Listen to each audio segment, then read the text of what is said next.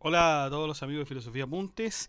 Estamos a 5 de agosto del año 2023 con este apunte histórico y necesario que es sobre la conquista de América, uno de los acontecimientos más cruciales en la historia de nuestra era. Una situación que cambiará el mundo de sobremanera y que nos arrojará a la obligación de proceder a investigar todos sus antecedentes.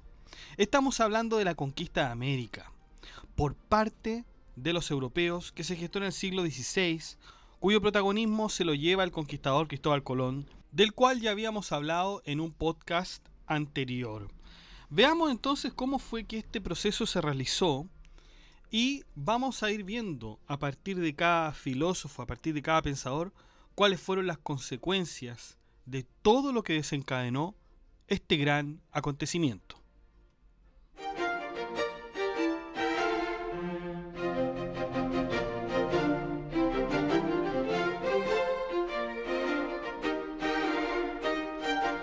Bueno, vamos a ver entonces las teorías y los antecedentes de los primeros habitantes, hombres del norte. Se reconoce que los primeros europeos en llegar a América fueron los vikingos, que pusieron sus pies en lo que hoy conocemos como Norteamérica. Sus viajes, que fueron hechos a Groenlandia y Canadá, están documentados con evidencia científica. Y esto fue realizado en el siglo X, donde se asentaron y tuvieron una población aproximadamente de 3.000 y 5.000 habitantes. En el año 1269, este grupo de pobladores aceptó el reinado del rey de Noruega, pero siguieron aplicando sus propias leyes. Ya para el año 1380, este pequeño territorio se uniría a lo que hoy conocemos como Dinamarca. Pero la verdad es que hay otras teorías, como por ejemplo la de que los primeros amerindios en realidad procedieron de Asia, entrando por medio del estrecho de Bering. El estrecho de Bering se ubica entre el extremo oriental de Rusia, en el Oblast de Chukotka, y el extremo occidental de Alaska, en Estados Unidos. Es una conexión crucial, de hecho, entre el océano Ártico y el mar de Bering, y separa los continentes de Asia y América del Norte. Es muy probable se dice que pudiesen haber navegado los primeros habitantes por medio del estrecho de Bering. Y el estrecho de Bering, por cierto, que llamaba la atención porque hay una especie de migración de animales. En particular se destaca por ser el puente de conexión que permitió a los mamíferos y otros animales migrar entre Asia y América durante los periodos de glaciación, cuando el nivel del mar era más bajo y una franja de tierra emergía, conocida como el puente de Beringia. Entonces es muy probable que haya podido ser de ese modo. Los antropólogos concuerdan en que hubo poblaciones indígenas que han habitado ambos lados del estrecho. Por lo tanto, esto es una teoría, en todo caso, bien fuerte también para probar que, en verdad, los primeros habitantes podrían haber sido asiáticos, ¿no? De hecho, hay otra teoría sobre los asiáticos, que es la famosísima hipótesis de 1421, porque no antes que los vikingos, pero sí antes de Cristóbal Colón, se dice que los chinos habían llegado a América en este año. Esta teoría fue elaborada por Gavin Menzies, marino británico, quien afirmaba que las flotas del almirante chino Zheng He habían llegado a América antes que Cristóbal Colón. De hecho, incluso ya habían circunnavegado el globo antes que Fernando de Magallanes lo hiciera. Sin embargo, esta teoría fue ampliamente criticada, señalando que dichas expediciones jamás tuvieron lugar. Esa es como dijimos, en todo caso, es una hipótesis. Antecedentes de la conquista. Dificultades en las rutas comerciales. En la Edad Media, los países de Europa se limitaron a sus propias riquezas, pero con la llegada de las cruzadas se comenzó a dar un intercambio comercial. Oriente y Occidente tendrían más contacto y establecerían un comercio fluido con la India. Las necesidades de aquel siglo eran por los siguientes productos: el ámbar, el aceite de rosas, el almizcle, las sedas, perlas, porcelanas, tapices, perfumes, marfil. Pero por sobre todo se requerían las especias, canela, clavos de olor, laurel, la nuez moscada, la vainilla, jengibre y pimienta. Todo esto se utilizaba para cocinar y preservar los alimentos. El valor de estos productos era altísimo, pues altísima era su demanda. De hecho, se decía que la pimienta se contaba en gramos y que valía incluso tanto como la plata. Sin embargo, luego de la caída de Constantinopla, es decir, en 1453, si lo tenemos de este modo, podríamos decir que antes de 1453, entre los países de Europa y Asia se daba un flujo comercial bastante ininterrumpido y bastante rico en cuestiones de intercambio comercial. Estaban felices en ese sentido. Estaba la conocida Ruta de la Seda. La Ruta de la Seda fue una red de rutas comerciales euroasiáticas que incluso estuvo activa desde el siglo II a.C. y bueno, hasta mediados del siglo XV con una extensión de, imagínense ustedes, 6.400 kilómetros y desempeñó un papel central en la facilitación de las interacciones económicas, culturales, políticas, religiosas entre Oriente y Occidente. De hecho, el nombre de Ruta de la Seda, acuñado por primera vez a finales del siglo XIX, ha caído en desuso entre algunos historiadores modernos a favor de las rutas de la seda, sobre la base que se describe con mayor precisión la intrincada red de rutas terrestres y marítimas que conectan el centro, el este, el sur y el sureste de Asia, el Medio Oriente, África y sur de Europa. Todos se veían beneficiados con estas rutas comerciales. Y una de las cosas más, ¿por qué se llamaba la ruta de la seda? Porque, claro, lo más lucrativo de esto eran los textiles de seda que se producían casi exclusivamente en China. Y esta red había comenzado con la expansión de la dinastía Han en la Asia Central en el año 114 a.C. Entonces, era una red comercial fundamental para todos los países de Europa y Asia. De hecho, nosotros ya habíamos visto un podcast sobre la peste negra y habíamos dicho que las pulgas que picaban a los ratones, que por consiguiente los ratones mordían y contagiaban a los seres humanos y así transmitían la enfermedad, estaban en todos estos carros que eran transportados desde China, ¿no? Eran transportados y bueno, ahí por medio del comercio también se pegaba esta peste, ¿no?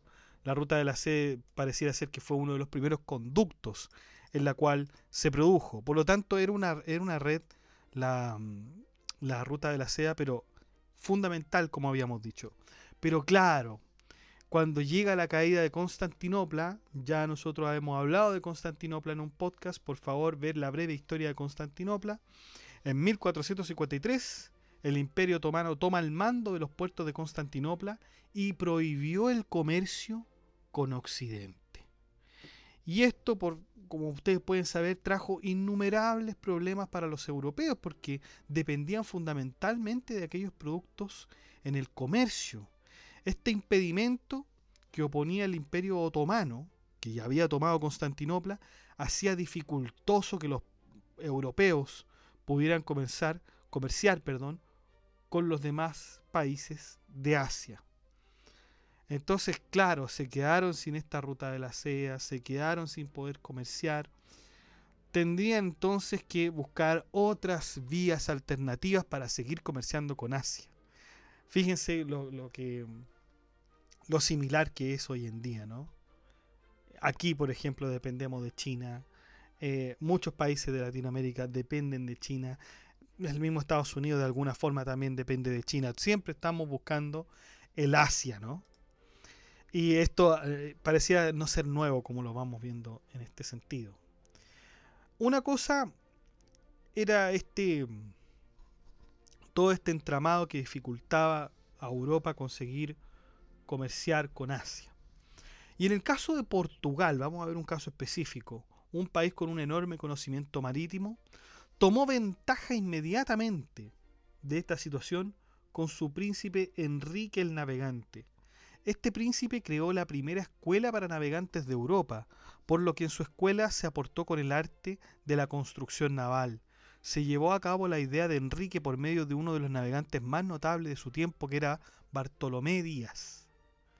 No obstante, antes que Bartolomé Díaz, Cristóbal Colón, experto navegante y cartógrafo que ya vimos en un podcast anterior su vida y obra, presentó su proyecto al rey Juan II de Portugal, el cual consistía en una expedición a Catay y Zipango.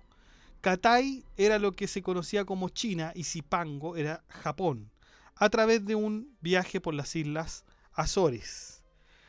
Sin embargo, los expertos geógrafos y consejeros del rey rechazaron el proyecto de Cristóbal Colón porque creían que sus cálculos de navegación no eran correctos. Por lo demás, la atención estaba enfocada en llegar a las Indias. ¿Y cómo desde Portugal nosotros llegábamos a las Indias? Si usted tiene un mapa mundi o algo por el estilo, usted ubique ahí Portugal. Con un mapa, puede ser un mapa de hoy, si no hay problema con eso. Vea Portugal, piense que no se puede llegar a las Indias por tierra, ¿no es cierto? Está la calle de Constantinopla, el Imperio Otomano no lo va a permitir. Entonces, piense usted desde Portugal cómo lo haría, cómo podría llegar a las Indias. Recuerden que en esos tiempos, si usted tiene un mapa de ahora, o en esos tiempos no puede contar con América. Entonces, el único modo que podría haber quedado, decían los portugueses, era ir bordeando África hacia el sur, ir bordeando África hacia el sur, toda África, ¿no? Y de alguna manera dirigirse al este hasta llegar a las Indias. ¿Ah?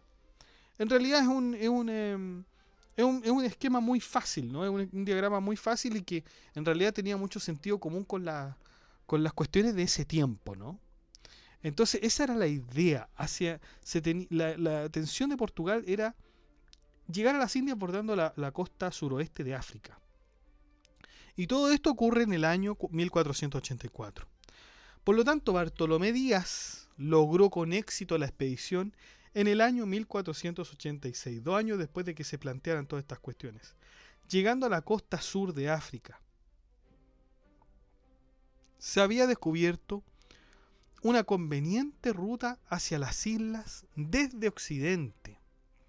En el año 1497 se repetiría la hazaña con Vasco de Gama, quien continuaría consolidando la ruta alternativa en el reinado de Manuel I, pues Juan II había muerto en el año 1481. Vamos con el caso de Cristóbal Colón. Bueno, nosotros ya habíamos hablado de Cristóbal Colón, de su biografía y todo, así que ahora vamos a mencionar solamente las cosas que están relacionadas con la conquista. Cristóbal Colón estaba convencido de que era posible alcanzar el este desde Europa, navegando hacia el oeste a través del Atlántico. Es decir, esta era otra ruta, es decir, era seguir, ¿no es cierto?, navegando hacia el oeste, derecho, en línea recta. De acuerdo con Colón, su propuesta era una ruta aún más corta que la ruta de África, una propuesta que infravaloró el tamaño de la Tierra y sobreestimó por mucho el tamaño de Asia. Siendo rechazado por el rey de Portugal, porque el rey de Portugal, recordemos, había tomado las ideas de Bartolomé Díaz y después impulsada por Vasco de Gama, Colón buscó apoyo en la reina de Castilla, es decir, en España, quien accedió a apoyar la Empresa de las Indias, así se llamaba, Empresa de las Indias. Este contrato que contrajeron los dos haría a Colón almirante, virrey y gobernante de las tierras que descubriera, prometiéndole además un porcentaje en el lucro de los viajes. El 3 de agosto de 1492, Colón navega desde Palos con 3 pequeños barcos, la Pinta, la Niña y la Santa María, manejadas por competentes oficiales de marina. El 12 de octubre llegaron a las Bahamas, a la cual Colón la nombró como San Salvador. Luego Colón llegó a la costa noroeste de Cuba, la cual confundió con Catay, confundió con China.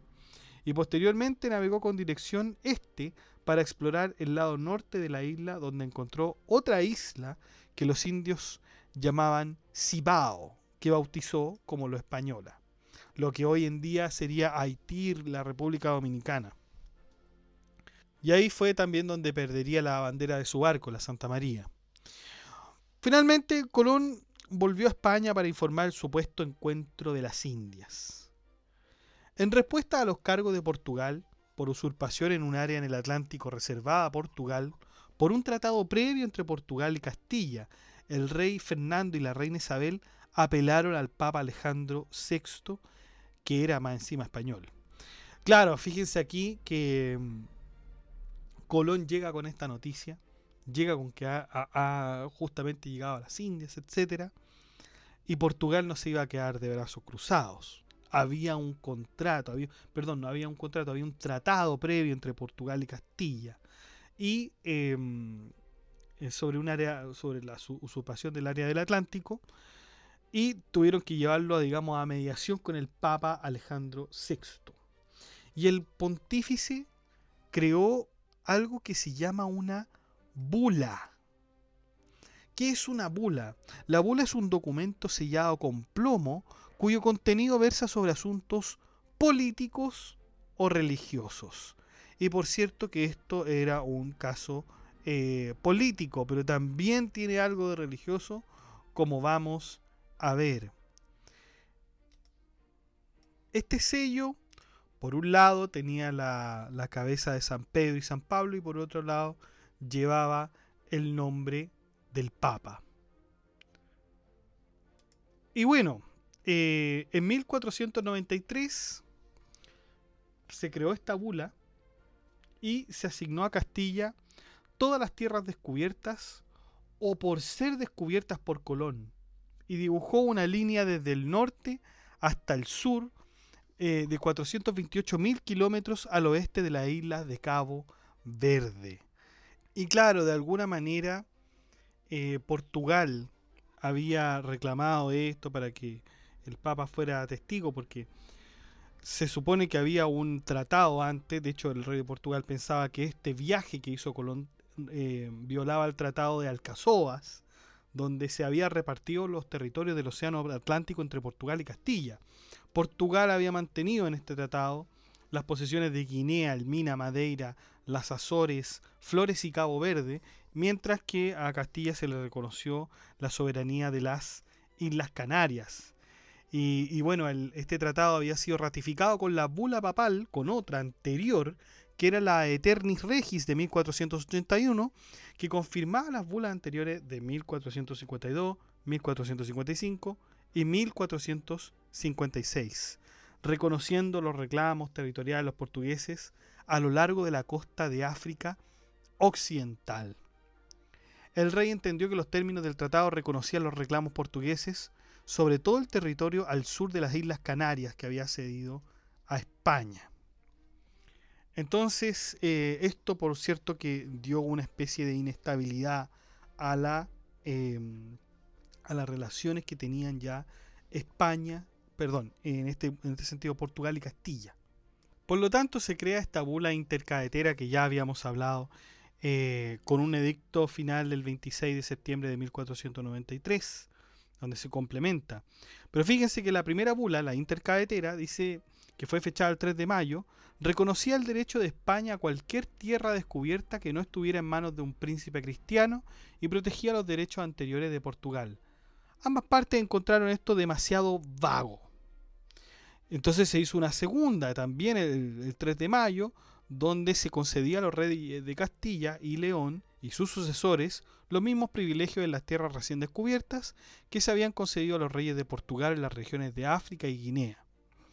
Y una tercera bula también titulada intercaetera, fechada el 4 de mayo, que exhorta a los monarcas españoles a extender la fe al oeste desde una línea trazada 100 leguas al oeste y al sur de cualquiera de las islas comúnmente conocidas como Azores y Cabo Verde. Bueno, estas fueron, digamos, las bulas intercaeteras, Pero obviamente Juan II de Portugal no se vio contento con esto, entonces cediendo a la presión de Juan, Fernando e Isabel firmaron lo que se conoció como el Tratado de Tordesillas, que divide el Atlántico en una línea imaginaria de polo a polo. En consecuencia, claro, el Tratado de Tordesillas aumentó el territorio de Portugal, si bien no en una gran porción de territorio. Bueno, esta era mejor que tener aquel territorio de la bula intercadetera de 1493. Colón regresó a la Española al final de 1493 con una flota de 17 barcos, llevando 1200 colonos, los que se asentaron pronto y se rindieron de buscar oro y enseñar a orar a los indios y demás cosas. Colón no tenía liderazgo como para guiarlos.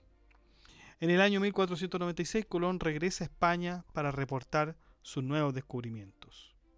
Los primeros dos viajes no fueron financiados, pero los soberanos españoles seguían teniendo fe en Colón y prepararon una tercera flota en 1498. Fue en este viaje que descubrió la isla de Trinidad y la boca de Orinoco. Sin embargo, cuando regresó a España encontró el caos. Los españoles, decepcionados por la falta de rapidez en traer las riquezas, culparon a Colón por sus desventuras y organizaron una revuelta. Para apaciguar a los rebeldes, Colón presentó disculpas y garantizó tierra y esclavos indios a los españoles. No obstante, las quejas y dudas siguieron y los insistentes enviaron a un agente con Colón, que era Francisco de Bobadilla. La idea era que Bobadilla finalmente reemplazara a Colón y realizara cargos contra él. Bobadilla logró apresar a Colón y enviarlo a España nuevamente en cadenas. Colón estaba convencido de que había llegado a las Indias Occidentales, más aún creía que las islas de Cuba era justamente Zipango, es decir, lo que se conoció en la Edad Media por Marco Polo como Japón, pero luego de conocer la isla que los indios llamaban Cibao, creyó entender que Zipango era China y Cibao era Japón. Era perfectamente posible que pensara que China podía ser Cuba, puesto que el lado occidental de la isla era desconocido incluso para los habitantes. Es por eso que se asumió que a la parte que llegaron de Cuba era solo una parte de China. Sin embargo, no fue hasta el viaje que realizó entre 1489 y 1500, en donde advirtió que el territorio no era parte de la India, sino que un nuevo territorio totalmente distinto. Recién en el año 1507, las cartografías de Américo Vespucio, Juan de la Cosa y Martín de Vansemüller se comenzó a mostrar aquellos territorios como un nuevo continente. Aunque la reina Isabel liberó a Colón, este jamás podría ejercer como virrey o gobernador del nuevo mundo descubierto. Todos los privilegios que había adquirido fueron dados a otros exploradores. No obstante, Colón había hecho un viaje más en el año 1502-1504, pero no fueron exitosos. Quería encontrar un estrecho que lo llevara al Océano Índico. Desde la Española, donde no le estaba permitido habitar, Colón cruzó el Mar Caribe a la costa central de América y siguió al sur hasta el Istmo de Panamá. Finalmente partió para la Española, pero fue forzado a parar en Jamaica, donde él y sus hombres fueron abandonados por un año. Desde el contacto con los europeos, la población nativa de las Américas se desplomó en aproximadamente un 80%, de alrededor de 50 millones en 1492 a 8 millones en 1650, debido en parte a las enfermedades del viejo mundo llevadas al nuevo mundo y a las condiciones que la colonización impuso en poblaciones indígenas, como el trabajo forzoso, por ejemplo, y la expulsión de las tierras de origen y las medicinas tradicionales. Algunos académicos han argumentado que este colapso demográfico fue el resultado del primer acto de genocidio a gran escala en la era moderna. Por ejemplo, el trabajo y el tributo de los habitantes de la Española se otorgaban en encomienda a los españoles. Esta institución era muy conocida, ¿no? Cuando uno empezaba a estudiar la conquista de América, ¿no? La encomienda, que era un sistema laboral que recompensaba a los conquistadores con el trabajo de los pueblos no cristianos y conquistados. Y esto era en teoría unos beneficios para quienes daban trabajo, incluían protección militar y educación. Se estableció por primera vez en España después de la reconquista cristiana de los territorios moros, conocido por los cristianos como la Reconquista, y se aplicó en una escala mucho mayor durante la colonización española, que es de la que estamos hablando. O sea que la encomienda no era un sistema que se inició, digamos, en esta conquista de América y exclusivo de él. No, ya se había hecho en la época de la Reconquista, que fue la lucha entre España, digamos, y los musulmanes. Y era, de alguna manera, el derecho de extraer tributos de los musulmanes u otros campesinos en el área que ya habían conquistado y reasentado. Y esta institución viajó a América como consecuencia de la implantación del derecho castellano sobre el territorio. Este sistema ya había sido creado, por lo tanto, y de carácter feudal, consistía básicamente en establecer una servidumbre a los señores a cambio de protección para los siervos. Y se estableció entregando una comunidad de indios a un español, que era, digamos, el encomendero, a cambio de los servicios prestados por este. Como ustedes pueden darse cuenta, la encomienda dio lugar a abusos y violencia, porque era una especie de esclavitud. Y estos comportamientos, en todo caso, fueron denunciados por algunos personajes importantes, por ejemplo, Fray Bartolomé de las Casas, Fray Antonio de Montesinos y Fray Matías de Paz, donde reflexionaban sobre estas cosas que sucedían en el Nuevo Mundo desde el punto de vista cristiano y desde el punto de vista jurídico. De hecho, Bartolomé de las Casas llegaría a ser atendido por Carlos I y Felipe II. Estos abusos los veía Bartolomé de las Casas, discutía, tenía debates contra otros intelectuales, diciendo que, bueno, esto realmente nosotros como cristianos tenemos el derecho a hacer todas estas cosas que estamos haciendo. Ahí se da la discusión, que la vamos a ver más adelante, sobre los justos títulos. Los justos títulos. Pero eso lo vamos a ver más adelante. De alguna manera u otra, la encomienda fue esencial para que la corona española mantuviera su control sobre América del Norte, América Central y el Sur, en las primeras décadas posteriores a la colonización.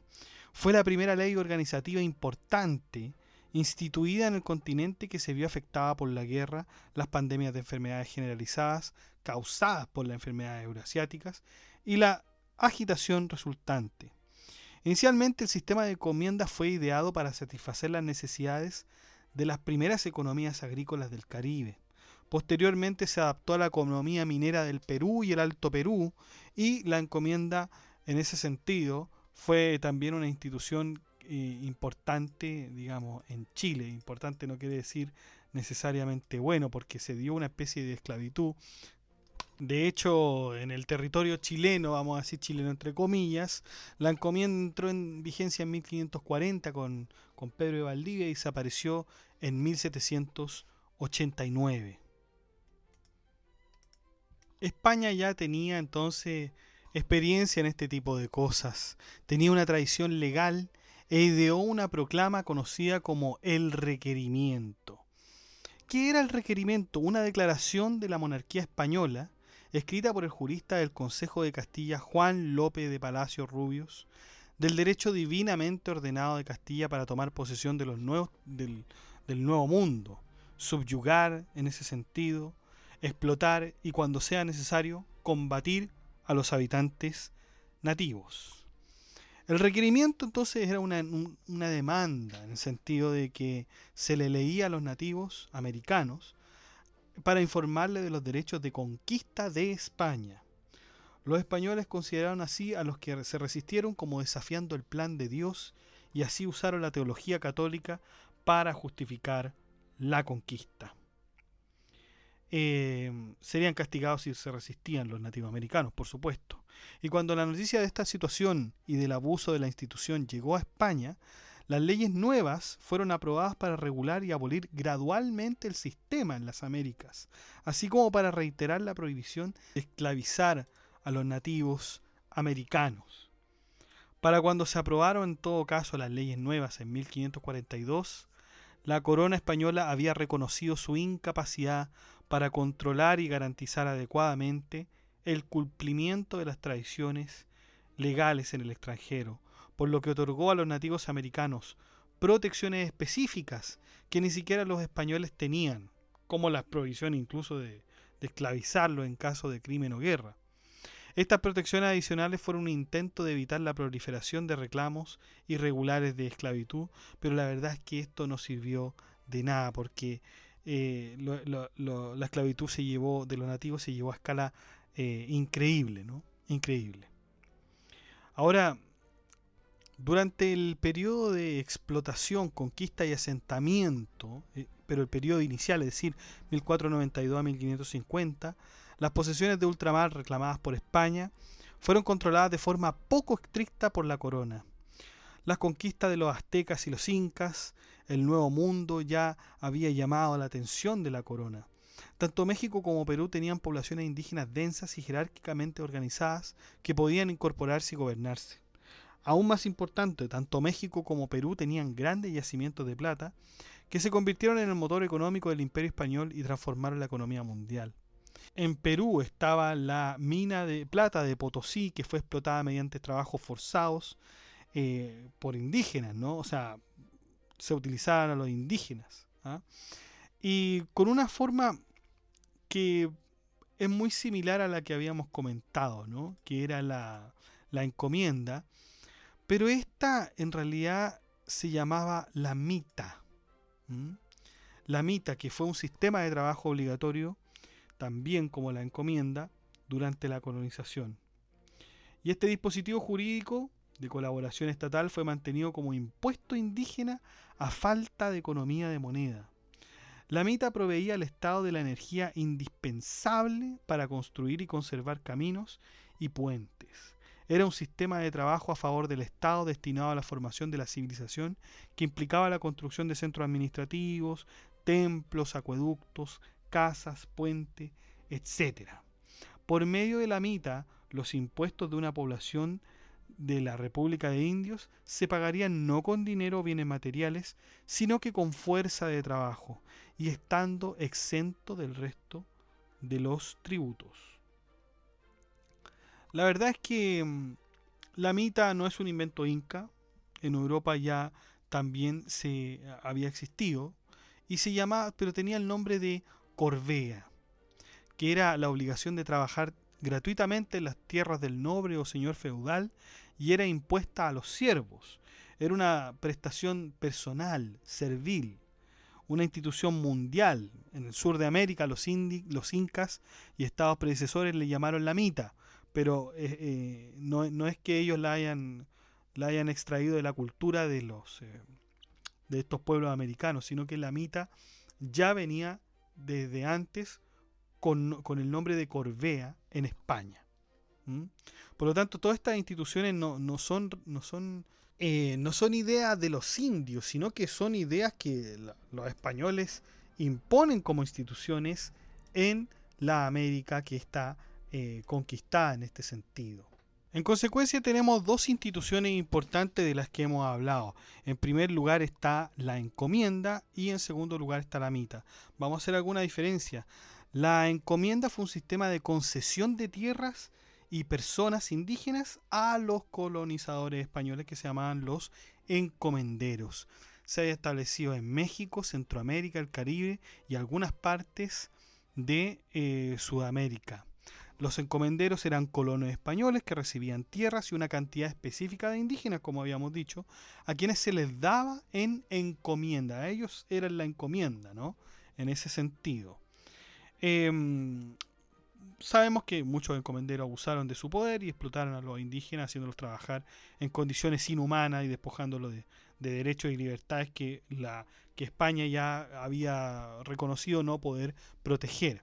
En cambio, la mita fue un sistema de trabajo forzado, utilizado principalmente en el área de los Andes, en territorios que corresponden a lo que hoy son Perú, Bolivia, Ecuador, partes de Colombia y Argentina.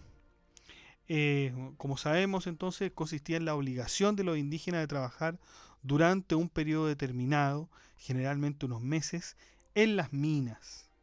En la agricultura, dicen algunos dicen que la mita en realidad la encomienda era para la agricultura, otros dicen que no, la verdad es que la mita era exclusivamente para las minas. Eso entonces con respecto a España, pero ¿qué pasa con Portugal? Porque estos son uno de los países que teníamos en discusión hablando. Bueno, durante este mismo periodo de España, Portugal reclamó tierras en América del Norte, es decir, Canadá, y colonizó gran parte del este de América del Sur y lo nombró Santa Cruz y Brasil.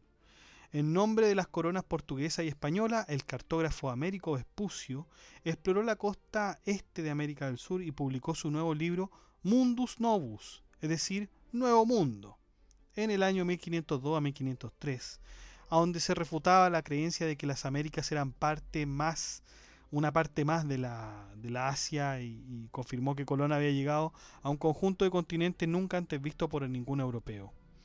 Los cartógrafos todavía usan una versión latinizada de su propio nombre, América, como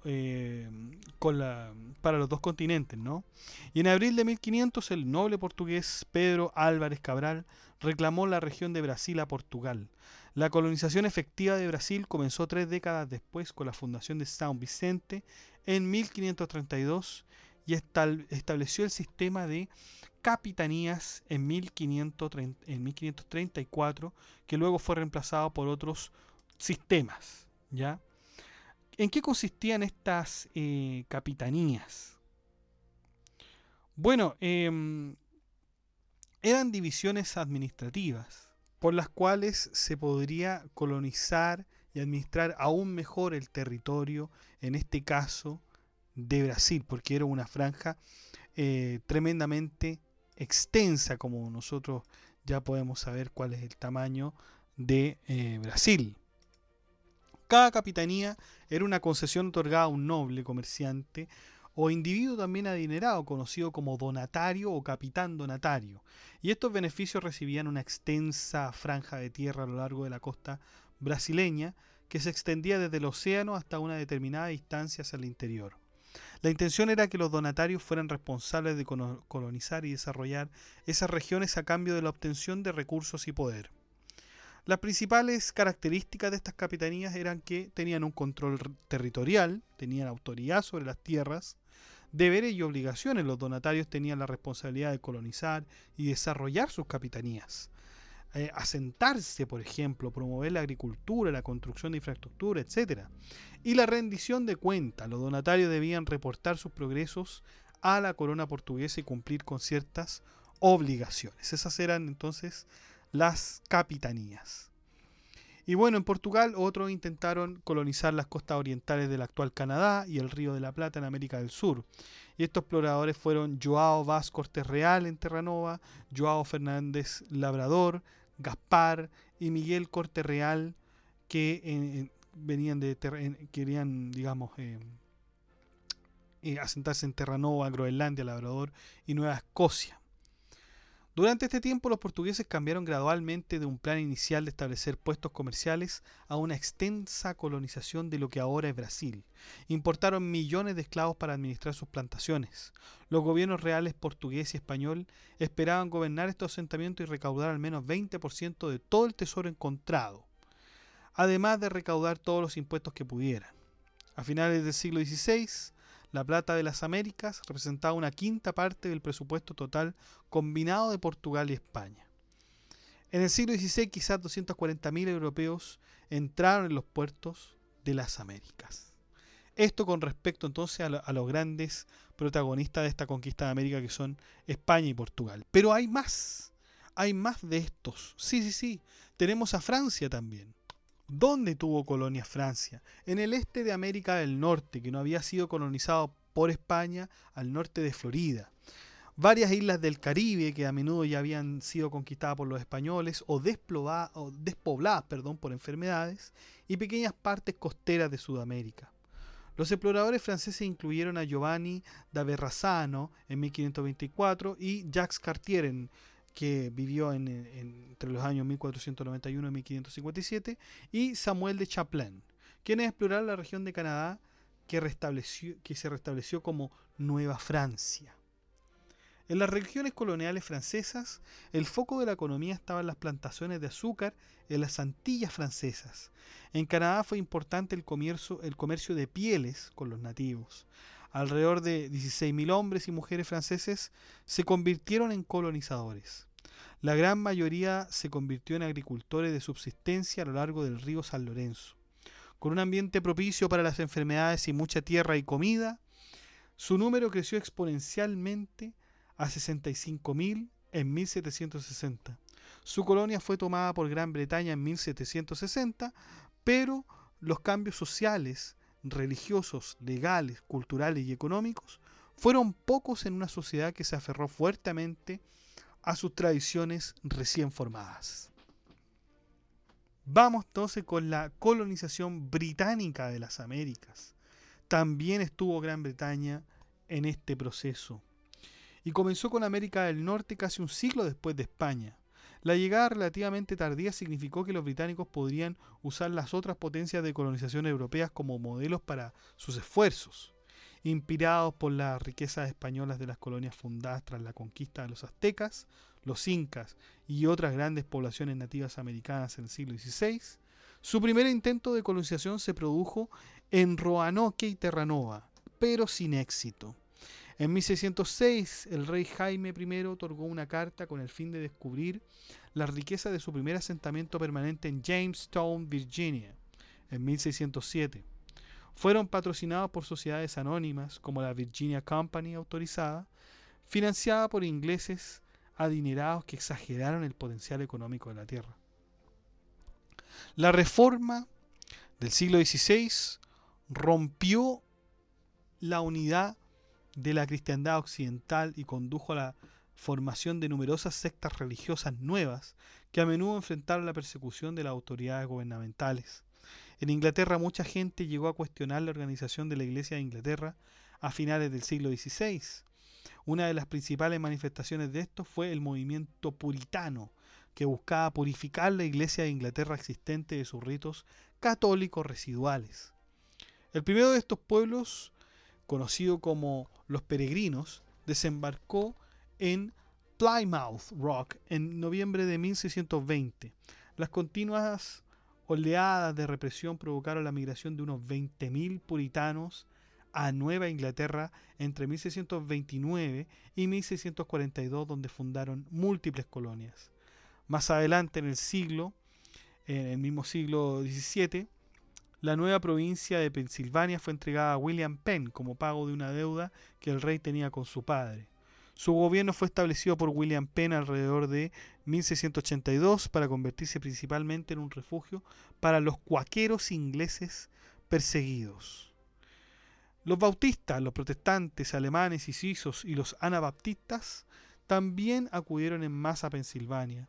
El señuelo de la tierra barata, la libertad religiosa y el derecho a mejorar con sus propias manos era muy, muy atractivo. De ahí, de la conquista de Gran Bretaña y el asentamiento de Nueva Inglaterra, se conocen los estados de Massachusetts, Rhode Island, Connecticut, New Hampshire y Maine. La idea de los británicos era avanzar, seguir avanzando, siempre hacia el oeste. Lo conseguían de alguna u otra forma, pero claro, después llega la independencia de los Estados Unidos en el siglo XVIII, que eso también vamos a hablar más adelante. Tendríamos que nombrar también a Escocia, porque se había impulsado una empresa, digamos, de alguna manera, o un intento fallido por parte de Escocia, que es el conocido esquema de Darien. Fue un intento fallido y es raro, porque fue respaldado en gran parte por los inversionistas del Reino de Escocia para ganar riqueza e influencia mediante el establecimiento de una nueva Caledonia, una colonia en el tapón de Darien, en el istmo de Panamá, a finales de la década de 1690. Y el plan era que la colonia, ubicada en el Golfo de Darien, estableciera y administrara una ruta terrestre para conectar los océanos Pacífico y Atlántico. Los patrocinadores sabían que el primer avistamiento del Océano Pacífico por parte de Balboa fue después de cruzar el istmo por Darién. Pero el intento de poblar la zona no salió bien. Más del 80% de los participantes murieron en un año y el asentamiento fue abandonado 2 veces. Hay muchas explicaciones para el desastre, pero bueno, ahí uno se quedará con la que más se estime conveniente. Por un lado, había un liderazgo dividido por la falta de comercio con las tribus indígenas locales o las colonias holandesas e inglesas que eran vecinas. Nadie podía poner orden en realidad. Por epidemias de enfermedades tropicales, claro, ya eran muy típicas las enfermedades como habíamos hablado. La oposición generalizada al plan por parte de intereses comerciales con Inglaterra y por no participar en una respuesta militar del Imperio Español. Y fue abandonado esta empresa, digamos, sin alcanzar algo sustancial, ¿no es cierto? Y esto llevó a que el Reino de Escocia, en el Acta de Unión de 1707 con el Reino de Inglaterra, creando el Reino Unido de Gran Bretaña y dar a Escocia acceso comercial a las colonias inglesas que ahora eran británicas. Entonces ahí algo se pudo compensar todo este esquema de Darien que no, en realidad no resultó por parte de Escocia, ¿no? Fíjense que los Países Bajos también habían sido parte de alguna manera de esta colonización y habían sido parte del Imperio Español debido a la herencia de Carlos V de España. Muchos holandeses se convirtieron al protestantismo y buscaron su independencia política de España. Eran una nación marinera y construyeron un imperio global en regiones donde los portugueses habían explorado originalmente. En la Edad de Oro holandesa se buscó colonias. En las Américas, los holandeses conquistaron el noroeste de Brasil en 1630, donde los portugueses habían construido plantaciones de caña de azúcar trabajadas por mano de obra esclava negra de África. El príncipe Johan Maurits van Nassau-Siegen se convirtió en el administrador de la colonia. Construyó una ciudad capital y un palacio real, esperando que los holandeses mantuvieran el control de esta rica área. Al igual que los holandeses en Europa, toleraba la presencia de judíos y otros grupos religiosos. Después de la partida de Maurits en 1643, la Compañía Holandesa de las Indias Occidentales se hizo cargo de la colonia hasta que los portugueses la perdieron en 1654. Los holandeses retuvieron parte del territorio en la Guayana holandesa, que ahora es Surinam. Los holandeses también se apoderaron de las islas del Caribe que España había reclamado originalmente, pero que había abandonado en gran medida, incluida Saint Martin en 1618, Bonaire en 1634, Curazao en 1634, Sint-Eustachien en 1636 y Aruba en 1637, algunas de las cuales permanecen en manos holandesas y conservan las tradiciones culturales holandesas. Seguimos también con esta colonización por parte de Rusia. Claro, Rusia llegó tarde a la colonización en comparación con España o Portugal o incluso Inglaterra.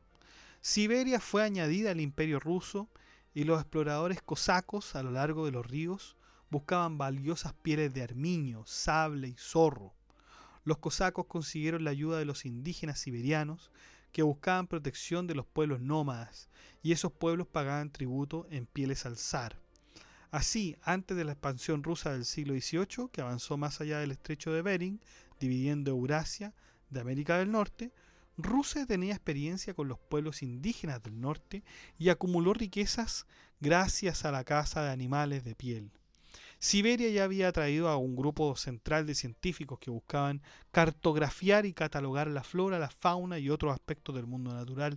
En 1742 se montó una gran expedición rusa de exploración contemporánea con otras empresas europeas patrocinadas en el siglo XVIII.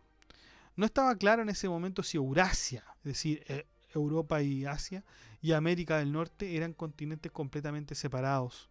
Los primeros viajes fueron realizados por Vitus Bering y Alexei Chirikov, y el asentamiento comenzó después de 1743.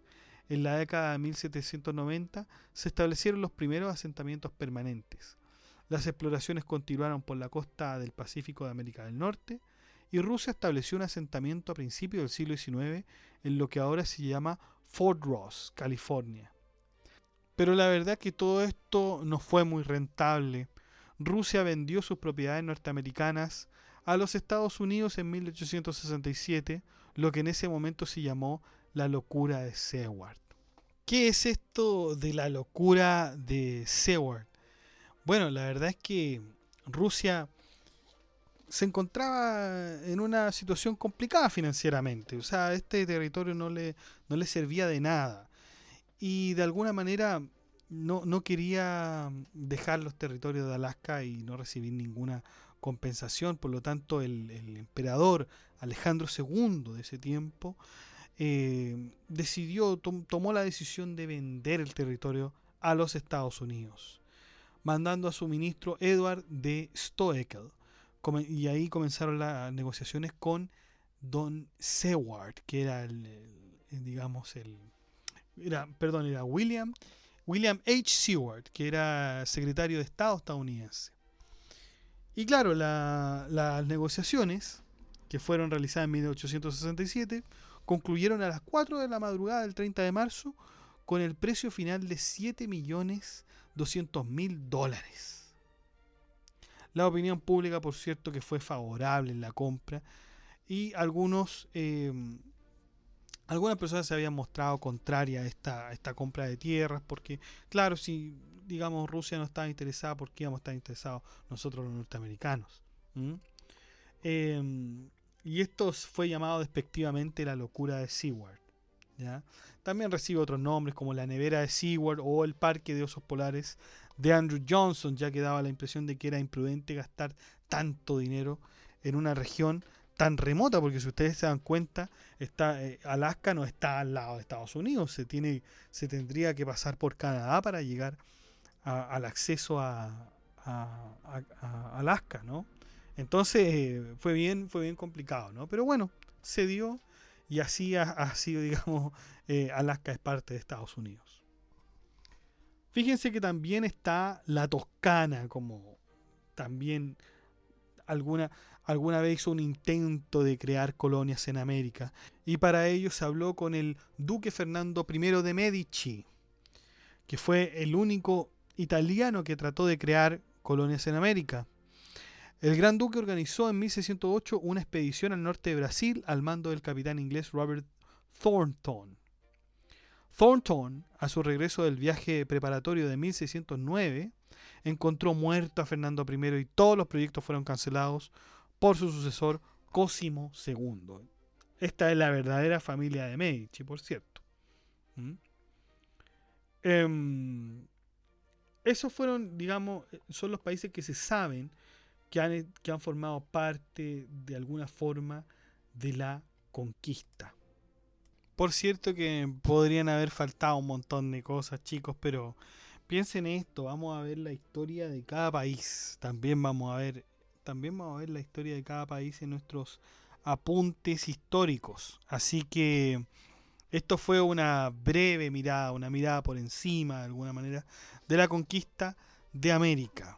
Hay muchas curiosidades, hay muchas instituciones que seguramente se pasaron por alto. Las capitulaciones, por ejemplo, que son muy importantes, pero vamos a hablar de eso. Vamos a hablar de eso en la medida que estemos desarrollando.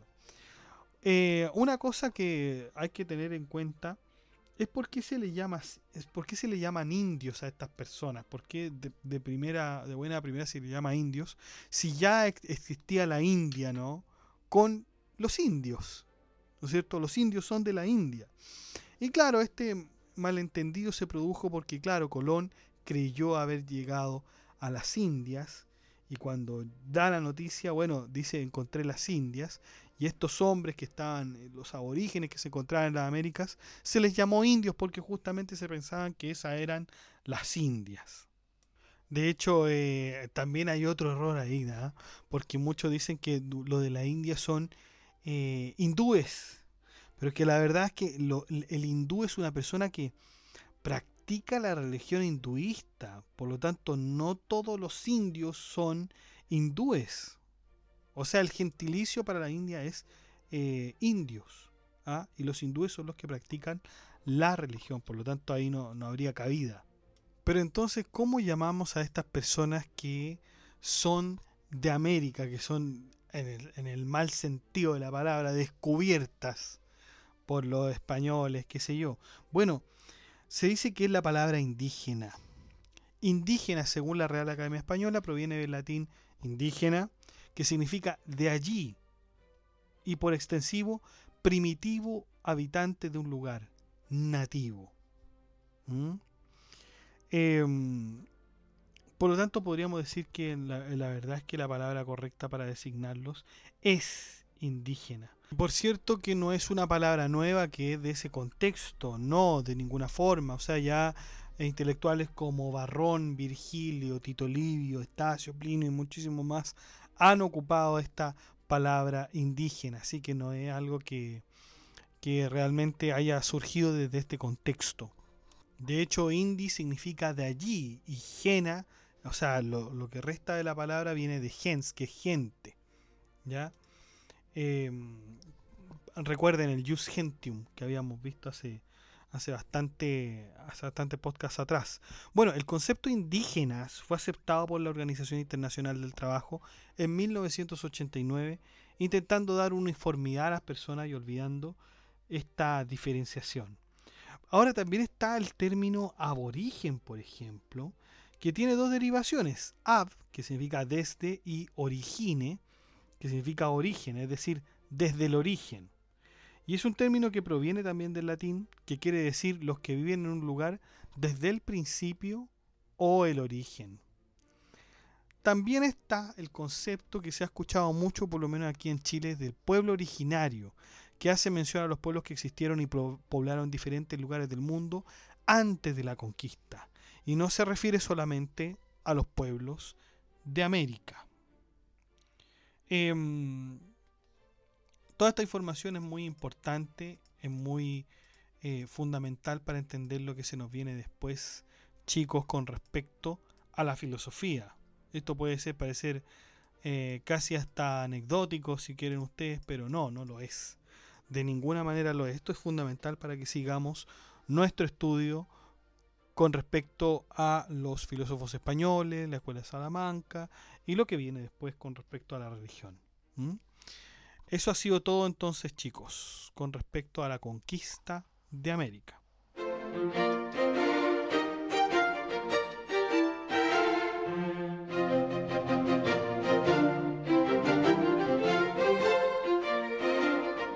Bueno, chicos, eso ha sido todo. Muchas gracias por escuchar este podcast. Si les gustó, dé like, comente, comparta, suscríbase, acceda al blog que está en la descripción, haga soporte en PayPal o en Patreon. Saludamos a nuestros mecenas romanos que son Abstract Panic, Emanuel Mendoza González, Ricardo y Rosario Canaval, que aportan con sus membresías de mecenas romanos. Un abrazo, chicos, y un saludo desde la distancia. También saludamos a nuestro mecenas medieval, que es Cap Welther, que nos ayuda con su membresía medieval, por cierto, y disfruta de los beneficios que esto tiene. También muchos saludos, Gab. Ya vi ahí que algunos comentarios me hiciste, me parece. No estoy muy seguro. Tengo que verlo. Usted también puede ser parte de Filosofía Apuntes inscribiéndose en las membresías que aparecen abajo de cada video en el botón unirse. Aparecen 4 membresías con distintos precios y ahí usted puede elegir.